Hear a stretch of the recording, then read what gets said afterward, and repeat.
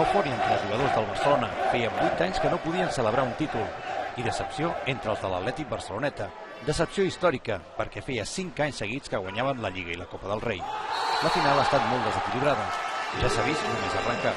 El Barcelona, més fresc físicament, ha sortit a totes i en acabar el primer quart dominava per un inesperat 1-4.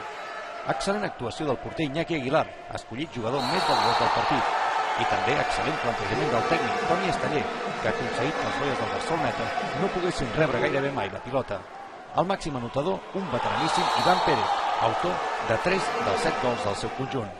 Ha estat una llarga agonia per l'equip de Santi Fernández, acostumat a guanyar títols domèstics, però cansat també d'encadenar decepcions a la Lliga Europea.